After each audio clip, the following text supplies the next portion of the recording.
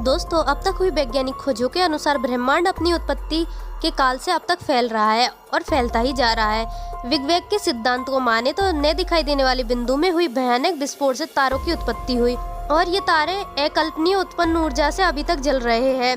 दोस्तों, यह संसार ऊर्जा का ही खेल है।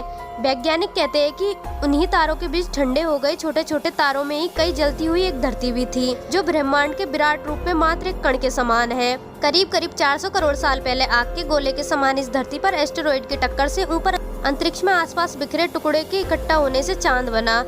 चांद के बनने से धरती पर एक नए युग की शुरुआत हुई। यह युग था धरती पर मौसम की शुरुआत का युग।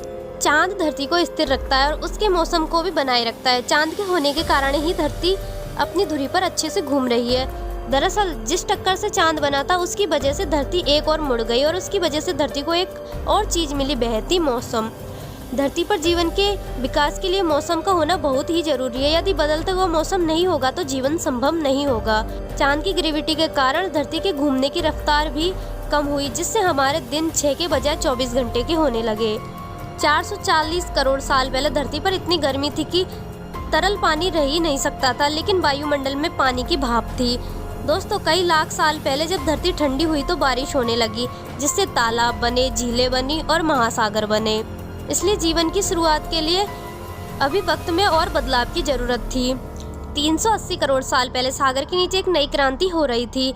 6 मामूली तत्वों हाइड्रोजन, ऑक्सीजन, कार्बन, नाइट्रोजन आदि से मिलकर जीवों की रचना शुरू कर दी। इस तरह धरती पर चुपचाप जल के भीतर जीवन की शुरुआत होने लगी। सर्वप्रथम बैक्टीरिया के रूप में जीवन शुरू हुआ। हम सभी बैक्टीरिया ही हैं, हम बैक्टीरिया का ही एक जोड़ है। यह बात अलग है कि हमने विकास क्रम के लंबे काल के चलते अलग अलग रूप धारण कर लिए हैं। ये बैक्टीरिया लंबे काल तक समुद्र का सुख भोगते रहे और करीब 250 करोड़ साल पहले कुछ खास बैक्टीरिया ने महसूस किया कि ऊर्जा का इस्तेमाल जीने के लिए कैसे किया जाए। महसूस करने का अर्थ यह है कि आपको एक बंद कमरे में रख दिया जाए तो आपका ध्यान सबसे पहले उस ओर जाएगा जिस ओर से हवा और प्रकाश आ रहे हैं। इसी तरह उन्होंने महसूस किया कि ऊर्जा का इस्तेमाल कैसे किया जाए।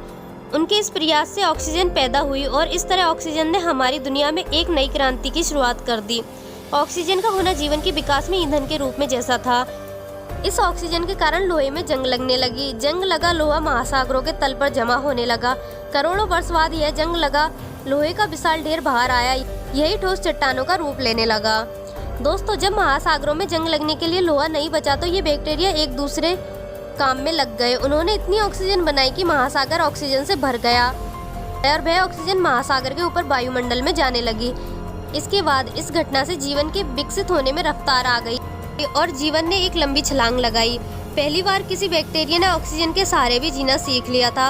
ऑक्सीजन ने कहानी बदल ही दी। 550 करोड़ साल पहले जब धरती अपना 400 करोड़वां जन्मदिन मना रही थी, तब वायुमंडल में ऑक्सीजन का स्तर 0 से बढ़कर 13% तक पहुंच गया था।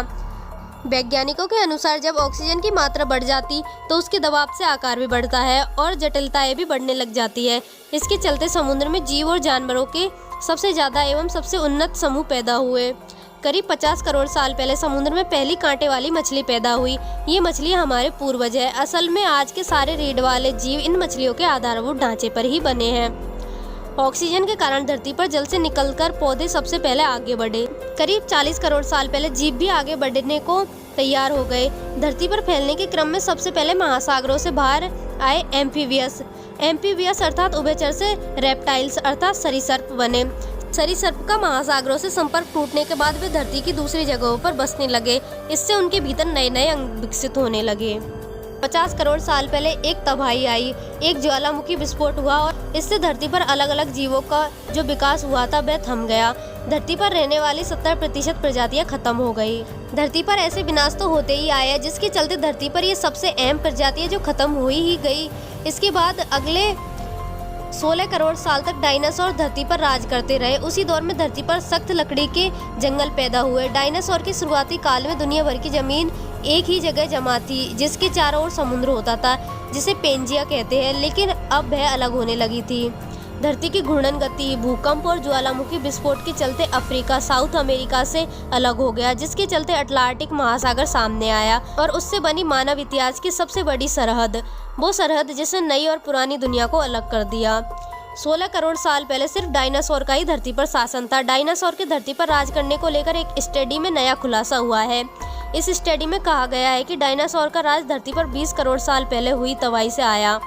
शोधकर्ताओं का कहना है कि इस तबाही के बाद बड़ी संख्या में जीव खत्म हो गए, जिसके बाद डायनासोर का धरती पर प्रभाव बढ़ गया। डायनासोर दक्षिणी ध्रुव के क्षेत्र में पैदा हुए थे, लेकिन इन्हें ठंड पसंद थी, जिसके कारण ये उत्तरी ध्रुव की ओर चले गए। उस समय धरती गर्मी और भाप से भरी हुई थी। उस समय कार्बन डाइऑक्साइड का कंसंट्रेशन आज से 6 गुना ज्यादा था। इस कारण ध्रुवीय इलाकों की बर्फ गलने लगी और वहाँ पेड़ पौधे उग गए थे। डायनासोर हमेशा उष्ण कटिबंधीय जंगलों में रहते थे, लेकिन नए शोध बताते हैं कि उच्च अक्षांश वाली ठंडी जगहों में भी रहते थे। दोस्तों, आज की वीडियो यहीं तक। नेक्स्ट वीडियो में हम जानेंगे कि डायनासोर का अंत और इंसानों का जन्म कैसे हुआ। दोस्तों, आपको वीडियो अच्छी लगी हो तो वीडियो को लाइक करें और चैनल को सब्सक्राइब जरूर करें।